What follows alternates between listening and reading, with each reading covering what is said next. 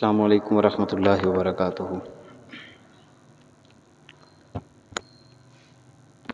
الحمد للہ رب العالمین والصلاة والسلام علی رسولہ الکریم۔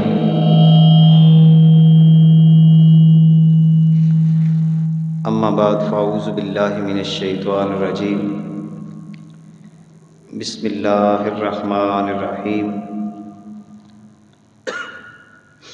قال اللہ تعالی فی کلامہ المجید: والذین جاہدوا فینا لنہدینہم سبلنا۔ وقال اللہ تعالی فی مقام آخر: زین للناس حب الشہوات من النساء والبنین والقناطیر المقنطرۃ من الذہب والفضۃ والخیل المسومۃ والانعام والحرث ذالک متاع الحیاۃ الدنیا واللہ عندہ حسن المآب۔ صدق اللہ العظیم وبلغنا رسولہ النبی الکریم الرؤوف الرحیم۔ ان اللہ وملائکتہ یصلون علی النبی یا ایھا الذین آمنوا صلوا علیہ وسلموا تسلیما۔ اللہم صل علی سیدنا وحبیبنا محمد وبارک وسلم وصلی علیہ۔ الصلاۃ والسلام علیک یا رسول اللہ وعلی آلک واصحابک یا رحمۃ للعالمین۔ عزیزان محترم، اللہ رب العزت کی توفیق سے حضور نبی رحمت صلی اللہ علیہ وبارک وسلم آپ کی خصوصی توجہات کے طفیل رب ذوالجلال نے ہم سب کو جمعے کا مبارک دن نصیب کیا۔ دعا ہے کہ اللہ تعالی ہماری حاضری کو اپنی بارگاہ میں شرف قبولیت عطا فرمائے۔ میری اور آپ کی زندگی کی جو سانسیں باقی رہ گئی ہیں، اللہ تعالیٰ ان سانسوں کو اپنی بندگی حضور علیہ الصلوۃ والسلام کی محبت میں بسر کرنے کی توفیق عطا فرمائے۔ انسان کی زندگی کے بہت سارے مراحل ہیں، بہت ساری کیفیات سے انسان گزرتا ہے،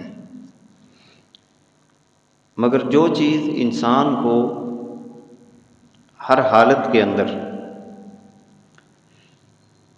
سکون فراہم کرتی ہے اور بندہ ہر کیفیت کے اندر اپنے رب کی بارگاہ میں سربہ سجود رہے، ہر حالت میں اس کا شکریہ ادا کرنے کی کیفیت بندے کی طبیعت میں پیدا ہو جائے تو انسان بہت ساری الجھنوں سے چھٹکارا پا سکتا ہے۔ الجھن ہی انسان کو کمزور کرتی ہے، الجھن ہی انسان کی صلاحیتوں کو زنگ لگا دیتی ہے۔ اس کی ایک عام مثال یہ ہے کہ جب میں اور آپ کسی بھی شے کے اندر الجھ جاتے ہیں، وہ دھاگا الجھ جائے، راستے میں الجھن پیدا ہو جائے، تو جہاں میرا اور آپ کا وقت ضائع ہوتا ہے وہاں پر ہماری جو منزل ہے اس کے اندر بھی تاخیر ہو جاتی ہے۔ مگر اللہ تعالیٰ ہمیں ہر الجھن سے نکلنے کے طریقے عطا فرماتا ہے، کیونکہ یہ نظام اللہ کا بنایا ہوا ہے، ہم بھی اللہ کے بنائے ہوئے ہیں۔ اب ایسا نہیں ہو سکتا کہ رب ذوالجلال نے ہمیں الجھن سے نکلنے کا راستہ جو ہے وہ عطا نہ فرمایا۔ بہت سارے طریقے عطا فرماتا ہے، بہت سارے انداز اختیار کرنے کا حکم دیتا ہے۔ جیسا کہ قرآن مقدس کے اندر اللہ تعالیٰ نے انسان پر نازل ہونے والی الجھنوں کا بھی ذکر کیا،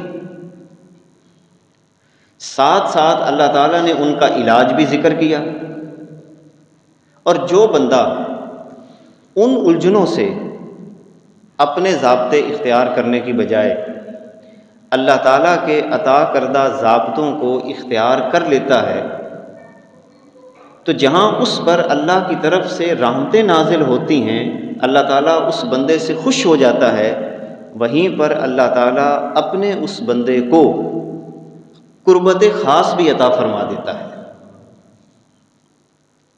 جیسا کہ اللہ تعالیٰ قرآن مقدس کے اندر ایک مقام پہ ارشاد فرماتا ہے، وَلَنَبْلُوَنَّكُمْ بِشَيْءٍ مِّنَ الْخَوْفِ وَالْجُوعِ وَنَقْصٍ مِّنَ الْأَمْوَالِ وَالْأَنفُسِ وَالثَّمَرَاتِ۔ خود رب ذوالجلال ہمیں آگاہی دے رہا ہے کہ میں رب ہو کر تمہیں یہ بات بتا رہا ہوں، ہم تمہیں ضرور بھی ضرور آزمائیں گے، ضرور بھی ضرور آزمائیں گے، بشیء کسی بھی چیز کے ساتھ آزما سکتے ہیں، خوف کے ساتھ آزما سکتے ہیں، ہم تمہیں بھوک کے ساتھ آزما سکتے ہیں، ہم تمہیں مالوں کی کمی کے ساتھ آزما سکتے ہیں، ہم تمہیں جانوں کی کمی کے ساتھ آزما سکتے ہیں، اور اسی طرح اللہ تعالیٰ یہ فرماتا ہے کہ ہم تمہیں ثمرات یعنی نتائج کی وجہ سے بھی ہم تمہیں آزما سکتے ہیں، کہ جو تم محنت کرو، جو تم کام کرو اور وہ نتیجہ تمہیں دستیاب نہ ہو سکے، اس سلسلہ بھی ہم تمہیں آزمائیں گے۔ باری تعالیٰ آزمائشیں تو تم نے بیان کر دی، ایسے بھی آزماؤں گا، ایسے بھی آزماؤں گا، ایسے بھی آزماؤں گا، اب اس سے نکلنے کا راستہ کیا ہے؟ تو اسی آیہ پاک کے اندر اللہ تعالیٰ ہمیں نکلنے کا راستہ بھی عطا فرما رہا ہے کہ اے میرے پیارے محبوب، جو افراد ان آزمائشوں کے اندر صبر کے ساتھ، حوصلے کے ساتھ، برداشت کے ساتھ اپنی زندگی کو آگے لے کر بڑھتے ہیں، میں رب ہو کر وعدہ کرتا ہوں کہ اے میرے پیارے محبوب، ان صبر کرنے والوں کو آپ خوشخبری سنا دیں، کتنا ان کو خوشخبری سنا دیں۔ کس بات کی خوشخبری ہے؟ اللہ تعالیٰ نے خوشخبریاں بھی بیان کی، جنت کی خوشخبری ہے، جیسا کہ قرآن مقدس کے اندر ایک اور مقام پر اللہ تعالیٰ بڑی پیاری بات فرماتا ہے، جنت کا ایک منظر اللہ تعالیٰ پیش کرتا ہے کہ جنت کے اندر گھر کے تمام افراد بیٹھے ہوں گے، میاں بیٹھا ہوگا، بیوی بیٹھی ہوگی، اس کے بچے بیٹھے ہوں گے، جو ان کے گھر کے افراد ہوں گے وہ سارے کے سارے بیٹھے ہوں گے، اور اوپر سے فرشتے گزریں گے، اور فرشتے کیا کہیں گے؟ سلام علیکم۔ فرشتے اس گھر کے افراد کو سلام کریں گے اور خوشخبری سنائیں گے، اور ساتھ ساتھ یہ بات بھی واضح کریں گے کہ یہ انعام جو اللہ تعالیٰ نے تمہیں عطا کیا، کہ جس طرح تم اپنے گھروں میں اکٹھے بیٹھا کرتے تھے، آج تم جنت کے اندر بھی سارے کے سارے اکٹھے بیٹھے ہوئے ہو، اس کی وجہ کیا ہے؟ بما صبر تم نے دنیا کے اندر سارے گھر والوں نے صبر کے ساتھ زندگی بسر کی، اللہ تعالیٰ نے جس طرح تمہیں دنیا میں اکٹھے رکھا، اسی طرح جنت میں بھی اکٹھا فرما دیا۔ اب اس سے ایک بات یہ بھی پتہ چلی کہ جو گھر صبر اور حوصلے کی بنیاد پہ آگے بڑھتا ہے، بے صبر افراد نہیں ہوتے، صبر کر جاتے ہیں، حوصلہ کر جاتے ہیں، کچھ باتیں سہ جاتے ہیں، جب کوئی باتیں سہ جاتے ہیں تو گھر کا نظام ٹھیک چلتا ہے۔ تو اللہ تعالیٰ یہ وعدہ فرماتا ہے کہ جو لوگ اس انداز کے ساتھ صبر اور حوصلے کے ساتھ اپنے گھر کے نظام کو چلاتے ہیں، اللہ تعالیٰ دنیا میں بھی اکٹھا رکھے گا اور جنت کے اندر بھی اللہ تعالیٰ ان کو اکٹھا رکھے گا۔ اب یہ ایک مثال کہ رب ذوالجلال کس انداز کے ساتھ ہمیں ہر مرض کا علاج بھی عطا فرماتا ہے۔ اب یہ جو مرض کا علاج ہے، کبھی تو خوشخبری کی شکل میں دے دیتا ہے، کبھی اشارے سے بات سمجھا دیتا ہے، اور کبھی کبھی انسان کی نفسیاتی تربیت کے لیے رب ذوالجلال واضح واضح باتیں بھی کر دیتا ہے، نومینیٹ کرتا ہے، نشاندہی کرتا ہے کہ یہ بھی تمہارے لیے آزمائش ہے، یہ بھی آزمائش ہے، یہ بھی آزمائش ہے۔ مثال کے طور پر ایک مقام پر اللہ تعالیٰ ارشاد فرماتا ہے، زُجِّنَ لِلنَّاسِ، لوگوں کے لیے مزین کر دیا گیا، حب الشہوات، شہوات کی محبت کو۔ شہوت کہتے ہیں کہ جس کی طرف انسان کا ذہن لپکے اسے شہوت کہا جاتا ہے۔ شہوت کی محبت مزین کر دی گئی۔ پھر آگے فہرست بیان کی کہ کس کس شے کی طرف انسان کا ذہن لپکتا ہے فطری طور پر۔ بس جو بندہ اس بات کو سمجھ جائے کہ جس بات کی طرف ذہن زیادہ لپکے اور اللہ کی ذات سے توجہ دور ہو رہی ہو، بس اسی کا علاج کرتے چلا جائے، اس دھوکے میں نہ پڑے، اور جو بندہ اس دھوکے سے بچ جاتا ہے اللہ تعالیٰ اسے اپنا محبوب بنا لیتا ہے، اسے اپنا پیارا بنا لیتا ہے۔ یہ ایسے ہی ہے کہ جیسے بچوں والے اس بات کو بخوبی سمجھ سکتے ہیں۔ آپ ایک بچے کو کوئی چیز دیں اور وہ چیز پر توجہ دینے کی بجائے دینے والے کی طرف توجہ زیادہ کرے، اس کا احسان مانے، اور یہ بات بھی کہہ دے کہ تو چیز دے یا نہ دے کہ میں تیرا ہی ہوں، تیرا بیٹا ہوں، تیری بیٹی ہوں، مجھے چیزوں سے کوئی غرض نہیں ہے، مجھے تو آپ کی محبت چاہیے، آپ کا قرب چاہیے، تو یقیناً ایسا باپ اپنے بچوں سے خوش ہوتا ہے۔ بالکل اسی طرح اللہ تعالیٰ نے یہ فہرست بیان کی، زُيِّنَ لِلنَّاسِ حُبُّ الشَّهَوَاتِ مِنَ النِّسَاءِ، عورتوں کی طرف رغبت، والبنین، اولاد کی طرف رغبت، والقناطیر المقنطرہ، ڈھیروں ڈھیر خزانہ جمع کرنے کی رغبت، کہ پیسہ زیادہ ہو جائے اور اسی طرف انسان رغبت اختیار کرے، نہ صدقہ دے، نہ خیرات دے، نہ کسی کے کام آئے، بس پیسے کے اوپر براجمان ہو کے بیٹھا ہوا ہے۔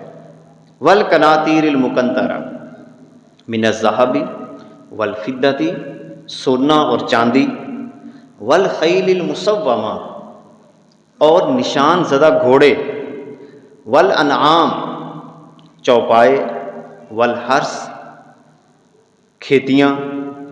یہ ساری فہرست بیان کرنے کے بعد اللہ تعالیٰ ایک جملہ ارشاد فرماتا ہے، ذالک متاع الحیات الدنیا، یہ دنیا کی زندگی کا متاع ہے، ایک عارضی سا سامان ہے۔ متاع کہتے ہیں عارضی سامان، یہ سارا کا سارا دنیا کی زندگی کا عارضی سامان ہے۔ اس الجھن میں نہ پڑ جانا ورنہ پریشان ہو جاؤ گے۔ اس الجھن کی وجہ سے تمہارے اندر فسادات پیدا ہوں گے، اس الجھن کی وجہ سے تمہارے رشتے اور ناطے متاثر ہو سکتے ہیں، اسی الجھن کی وجہ سے تم انسانیت کا احترام کرنا چھوڑ دو گے، اسی الجھن کی وجہ سے جب تم ان چیزوں کی طرف راغب ہو جاؤ گے تمہیں قبر بھول جائے گی۔ اسی الجھن کی وجہ سے اللہ تعالیٰ سورہ الہمزہ کے اندر ارشاد فرماتا ہے کہ تمہارے اندر یہ بات پیدا ہو جائے گی کہ تم لوگوں کے عیب نکالنا شروع کر دو گے، اسی دنیا کی محبت کی وجہ سے تمہارے اندر یہ عادت پیدا ہو جائے گی کہ تم لوگوں کو تانے دینا شروع کر دو گے، عیب بھی نکالو گے، تانے بھی دو گے۔ ہے تو یہ دنیا کی زندگی کا سامان، اور ساتھ ہی فرمایا واللہ عندہ حسن المآب، اس دنیا سے بے نیاز ہو جاؤ، اللہ تعالیٰ کے ہاں اس سے بہتر چیز تمہارے لیے موجود ہے۔ اس سے بہتر چیز تمہارے لیے موجود ہے، اس الجھن کا شکار نہیں ہونا۔ یہی وجہ ہے اللہ تعالیٰ نے قرآن مقدس کے اندر ہر مرض کا علاج ہمیں عطا فرمایا، الجھنوں سے نکلنے کا طریقہ۔ ایک مقام پہ اللہ تعالیٰ یہ فرماتا ہے، قیامت کے دن جب افراد سارے کے سارے اکٹھے ہوں گے، ان کو کھڑا کر دیا جائے گا اور ان سے سوال کیا جائے گا۔ اب سوال کیا جائے گا زندگی کے ہر قول کے بارے میں، زندگی کے ہر فعل کے بارے میں سوال ہوگا۔ تو اسی لیے سورہ الاسراء کے اندر رب ذوالجلال نے فرما دیا، لا تقف ما لیس لک بہ علم، ایسی گفتگو نہ کیا کرو کہ جس کا تمہیں علم نہ ہو، جس کے بارے میں تمہیں پتہ نہ ہو، ایسی گفتگو سے گریز کیا کرو۔ ایسی گفتگو تمہارے لیے اچھی نہیں ہوتی۔ میں اور آپ بیٹھے بٹھائے کسی کے بارے میں رائے قائم کرنا، چغلی کر دینا، غیبت کر لینا، کسی شخص کے بغیر کسی تحقیق کے نقص بیان کرنا شروع کر دینا، یعنی اپنی زبان کی حفاظت نہیں کرتے۔ رب ذوالجلال یہ فرماتا ہے کہ ایسی گفتگو نہ کیا کرو جس کا تمہیں پتہ ہی نہ ہو، جس کا تمہیں علم ہی نہ ہو۔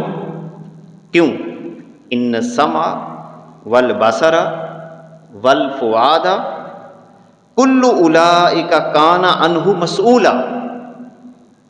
یہ مت بھولنا کہ قیامت کے دن تم سے سوال نہیں ہوگا، تمہارے کان، تمہاری آنکھیں، تمہارا دل، ان تمام چیزوں کے بارے میں تم سے قیامت کے دن باقاعدہ طور پر سوال کیا جائے گا۔ آنکھوں کے بارے میں سوال ہوگا، کانوں کے بارے میں سوال ہوگا، تمہارے دل کے اندر کیا کیا کیفیات چلتی ہیں اس کے بارے میں سوال ہوگا۔ اگرچہ ایک بندہ ظاہر نہیں بھی کرتا، مگر رب ذوالجلال ما فی الصدور، جو سینوں کے اندر چھپی ہوئی بات ہے، اس کو بھی جان لیتا ہے۔ لہذا جو بندہ یہ چاہتا ہے کہ اس دنیا کے اندر ان تمام الجھنوں سے نکل کر قلبی اطمینان وہ حاصل کرے، اب اس کا ایک طریقہ آقا کریم علیہ الصلوۃ والسلام نے ایک جگہ پہ عطا فرمایا۔ بعض دفعہ ہم بیٹھے ہوتے ہیں، کسی کو بد دعا دے رہے ہوتے ہیں، کسی کو گالی دے رہے ہوتے ہیں، کسی کے بارے میں رائے قائم کر رہے ہوتے ہیں۔ نبی پاک صلی اللہ علیہ وبارک وسلم نے اس بات سے باقاعدہ طور پر منع فرمایا۔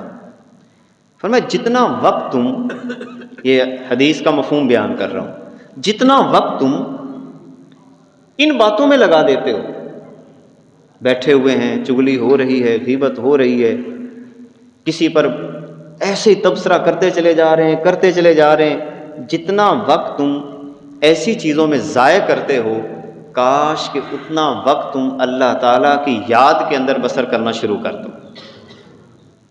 اتنا وقت اللہ کو یاد کر لو، اللہ کی باتیں کر لو، اللہ کے نظام کی باتیں کر لو، قرآن کی بات کر لو، تاکہ تمہیں دل کا سکون ملے، کیونکہ دل کا سکون اس کے علاوہ کبھی بھی انسان کو میسر نہیں آ سکتا۔ اور جب انسان اپنے نقائص کو محسوس کرتا ہے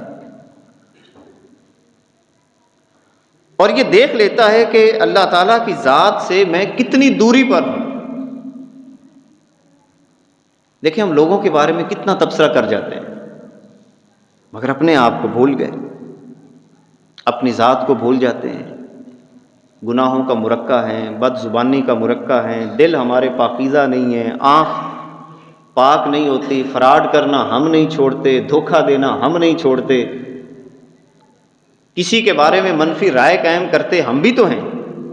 ہمارے اندر کتنے نقائص یہاں پر دستیاب ہیں۔ تو اسی لیے سب سے پہلا کام جو کرنے کی ضرورت ہے کہ میں یہ بات معلوم کروں کہ اللہ کی ذات سے میں کتنا دور ہوں۔ کیونکہ جب یہ پتہ چل جائے گا نا کہ میں کتنا دور ہوں تو پھر میرے لیے آسان ہوگا وہ راستہ طے کرنا، جس کو کہتے ہیں نا سفر معلوم کرنا، سفر کتنا طے کرنا ہے۔ اپنے نقائص کی لسٹ بنا لوں، اپنے معاملات کی کمزوریوں کو میں دیکھ لوں کہ کہاں کہاں پر میرے معاملات میں کمزوریاں ہیں۔ مثال کے طور پر اگر معاملات میں کمزوریاں ہیں وہ نوٹ کر لوں کہ معاملہ کے اندر کہیں میں خرابی تو نہیں کرتا، لوگوں کے ساتھ لین دین کے معاملات ہیں، رشتہ داری کے معاملات ہیں، جو اصول ہیں کیا میں اصولوں سے انحراف تو نہیں کرتا۔ اسی طرح کہیں ہمارے اخلاقی مسائل تو نہیں ہیں، اپنی اخلاقیات کے بارے میں دیکھوں، گفتگو کا لہجہ، چال چلن، نشست و برخاست، اٹھتا کیسے ہوں، بیٹھتا کیسے ہوں، لوگوں سے میری ملاقات کا انداز کیا ہے، بڑے اور چھوٹے سے کیسے ملتا ہوں۔ جب تک یہ ساری چیزیں میں اخلاقیات کے حوالے سے معلوم نہیں کر لیتا میں آگے نہیں بڑھ سکتا۔ اپنے نقائص کو جب تک میں آبزرو نہیں کروں گا آگے نہیں بڑھ سکتا۔ اسی طرح ہمارے اندر بہت سارے معاملات کے اندر ایمان کی کمزوری ہے، اللہ پر ایمان جیسا ہونا چاہیے ایسا نہیں ہے۔ ہمارے ایمان کا مرکز بعض دفعہ دولت ہو جاتی ہے، بعض دفعہ ایمان کا مرکز کوئی شخصیت ہو جاتی ہے، بعض دفعہ ہمارے ایمان کا مرکز ہماری اپنی ذات ہو جاتی ہے، ہم اپنی ذات کو ہی بعض دفعہ خدا سمجھنا شروع کر دیتے ہیں۔ اسی طرح نبی کریم صلی اللہ علیہ وبارک وسلم کی ذات کے ساتھ جو تعلق ایک بندہ مسلم کا ہونا چاہیے وہ کتنا گہرا ہونا چاہیے، اور جو حیثیت اللہ کے نبی صلی اللہ علیہ وبارک وسلم نے بیان فرمائی احبہ کی کہ دنیا کے تمام رشتوں سے زیادہ محبوب رشتہ مجھ محمد صلی اللہ علیہ وسلم کی ذات کا ہونا چاہیے، کیا ایسا ہے یا نہیں ہے؟ کیا یہ سوالات کرنے میں نے اپنے آپ سے، کیا حضور علیہ الصلوۃ والسلام کی زبان پاک سے نکلے ہوئے جملوں کو میں ترجیح دیتا ہوں یا پس پش ڈالتا ہوں؟ کیا آقا کریم علیہ الصلوۃ والسلام کے بتائے ہوئے اصولوں کے مطابق زندگی کے نظام کو مرتب کرتا ہوں یا اپنا ہی کوئی نظام بنایا ہوا ہے؟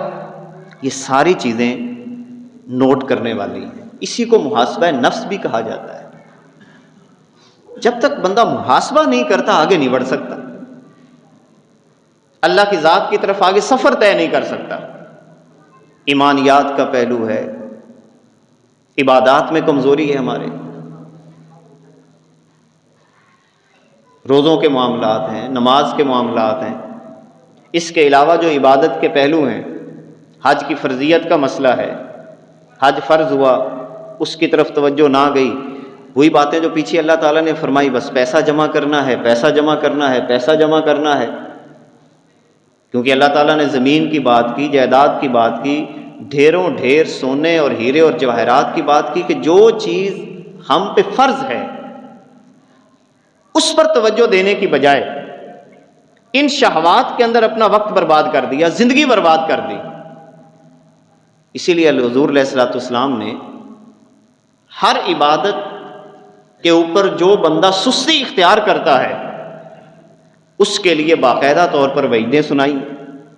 نماز کی سستی پر وعیدیں ہیں، روزے کی سستی پر وعیدیں ہیں، زکوٰۃ ایک بندہ ادا نہیں کرتا اس پر وعیدیں ہیں۔ حج کے بارے میں تو حضور علیہ الصلوۃ والسلام نے یہاں تک ارشاد فرما دیا کہ جو بندہ استطاعت کے باوجود، اللہ نے اس کو پیسہ دیا ہے، سب کچھ دیا ہے، مگر اس کے باوجود کہتا ہے اچھا یار اتنا پیسہ لگے گا، اس کی بجائے میں آدھا ایکڑ خرید لوں، کوئی 2 مرلے خرید لوں، کوئی 4 مرلے خرید لوں، توجہ ادھر چلی جاتی ہے۔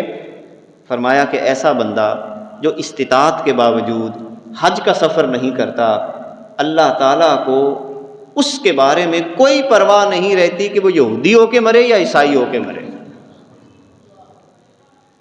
اب ہماری ترجیحات کیا ہیں؟ یعنی سب سے پہلے تو ہم نے یہ معلوم کرنا ہے نا کہ ہماری زندگی کی ترجیحات کیا ہے۔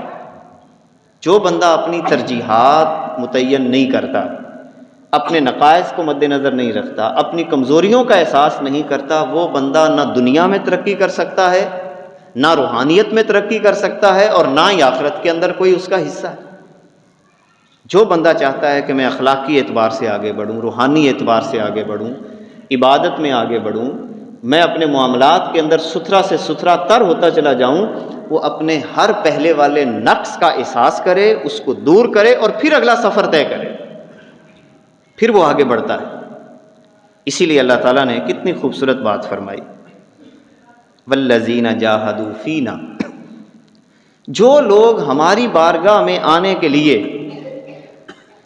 بھرپور کوشش کرتے ہیں، بھرپور کوشش، اور جو بھرپور کوشش ہوتی ہے نا، اس کے لیے بھرپور محنت کی ضرورت ہوتی ہے، اور بھرپور کوشش کے لیے راستے کی رکاوٹوں کو ختم کرنے کی بھی بھرپور کوشش کی جاتی ہے۔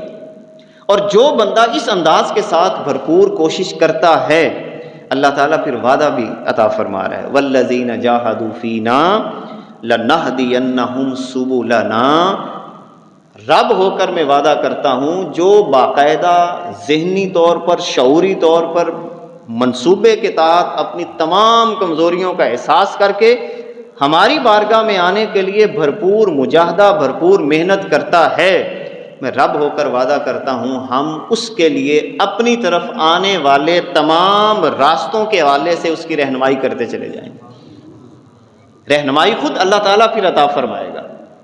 اب ایک بندہ محنت ہی نہیں کرتا، کوشش ہی نہیں کرتا، سارا دن یہ کہتا رہے کہ میں نے روٹی کھانی ہے، روٹی کھانی ہے، مگر آٹے کا اہتمام نہیں کرتا، اس کو کیسے ملے؟ ایک بندہ یہ کہے کہ میں نے پانی پینا ہے، یہ کائنات کا نظام اللہ تعالیٰ نے ایک فطرت پر قائم کیا ہے۔ اسلام کا نظام کوشش پہ ہے۔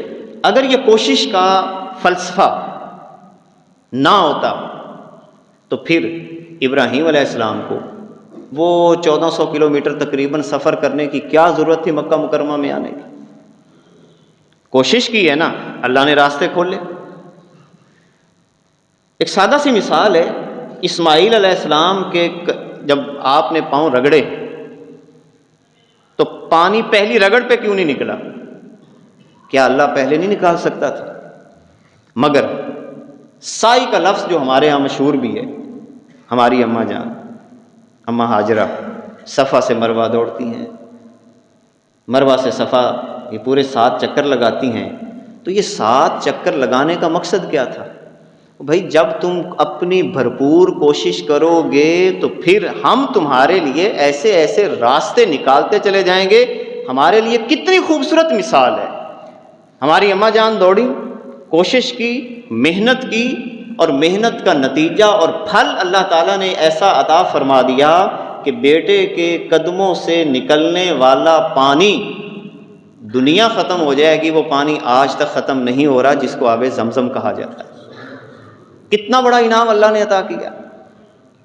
جب بندہ کوشش کرتا ہے، محنت کرتا ہے، تو اللہ تعالیٰ مقام ابراہیم کے ذریعہ حضرت ابراہیم علیہ السلام کی شان کو بڑھا دیتا ہے۔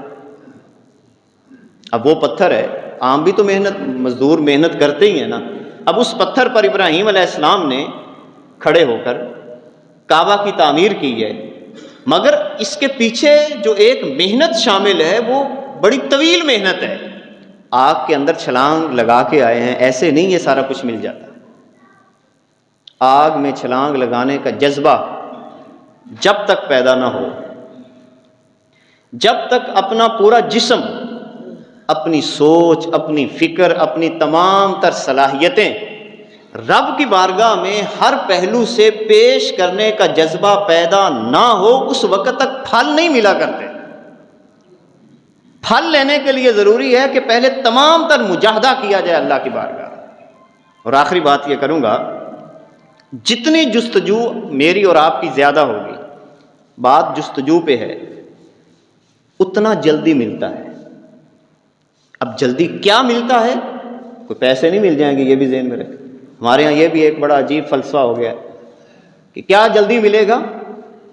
اللہ تعالیٰ سب سے بڑی دولت جو اپنے بندے کو عطا فرماتا ہے اس کو کہا جاتا ہے سکون۔ جس بندے کو جتنا جلدی سکون کی دولت مل جائے، وہ پھٹے ہوئے کپڑوں کے اندر بھی مست الست ہو کر اللہ تعالیٰ کا نام لیتا رہتا ہے۔ اس کو کوئی ٹینشن نہیں۔ یہ سکون اللہ کی بہت بڑی نعمت ہے۔ پیسہ تو متاع دنیا، وہ دے دے، اس کی مرضی، اس کی شان ہے، جتنا مرضی عطا کرے۔ سکون تھوڑے لوگوں کو ملتا ہے، پیسہ تو بہت لوگوں کے پاس ہے۔ آپ فہرست اٹھائیں اپنے خاندان میں، رشتہ داروں میں، جاننے والوں میں، کتنے لوگوں کے پاس کتنا پیسہ ہے اور وہ کتنے سکون میں ہیں، آپ خود جائزہ لے سکتے ہیں۔ اصل اللہ کی طرف سے جو نعمت ملتی ہے، جو قرآن مقدس کے اندر اللہ تعالیٰ نے اشارتاً فرمائی، جب مجاہدین اسلام غزوہ احد کے اندر، بدر کے اندر، باقی غزوات کے اندر تھک ہار جاتے تو اللہ تعالیٰ ایک لفظ فرماتا ہے قرآن مقدس کے اندر کہ میں اپنے ان بندوں پر السکینہ یعنی سکون کو نازل کر دیتا ہوں، وہ تھکاوٹ کے باوجود بھی اللہ تعالیٰ کی محبت میں سرشار رہتے ہیں۔ والذین جاہدوا فینا، مجاہدہ کرنا ہمارا کام ہے، کوشش بھرپور کرنی ہے، کوشش بھرپور کرنی ہے۔ علامہ صاحب بھی یہ کہتے ہیں نا، کھول آنکھ، زمین دیکھ، فلک دیکھ، فضا دیکھ، مشرق سے ابھرتے ہوئے سورج کو ذرا دیکھ۔ بس سادہ سی بات، اپنا سارا اختیار، اپنا سارا اختیار اللہ کو سپرد کر دے۔ بس یہ سب سے بڑی بات ہے کہ یا اللہ میں کچھ نہیں ہوں، نہ میری طاقت ہے، نہ میری ہمت ہے، میں کچھ نہیں ہوں۔ اور ہمیں وہ دعا بھی خبریہ انداز میں سکھا دی، لا حول ولا قوت الا باللہ العلی العظیم۔ کتنا خوبصورت جملہ ہے، مولا میرے پاس کوئی ہمت نہیں ہے، میرے پاس کوئی طاقت نہیں ہے، طاقت بھی تیری، ہمت بھی تیری، قوت بھی تیری، مال بھی تیرا، یہ سانسیں بھی تیری، یہ اولاد بھی تیری، یہ سب کچھ تیرا ہی تیرا۔ کیوں؟ تو میرا اللہ ہے، علیش، تو بلند ہے، العظیم، تو عظیم ہے، اور میں تو تیری بارگاہ میں کھڑا ہو کر ہاتھ باندھ کر تجھ سے مانگتا ہوں، اہدنا الصراط المستقیم، اہدنا الصراط المستقیم، اہدنا الصراط المستقیم، اہدنا الصراط المستقیم۔ اے اللہ دکھا دینا سیدھا رستہ، دکھا دینا سیدھا رستہ، دکھا دینا سیدھا رستہ۔ سرنڈر ہو جائیں، یا اللہ بس تو ہی تو، یا اللہ دے دے سیدھا رستہ، میں سیدھے رستے پہ چلنا چاہتا ہوں۔ جب بندہ اس حالت میں اس کی بارگاہ میں آتا ہے تو یقین جانیں سر سجدے میں رکھ کر بس اسے اپنی جگہ بتا دو۔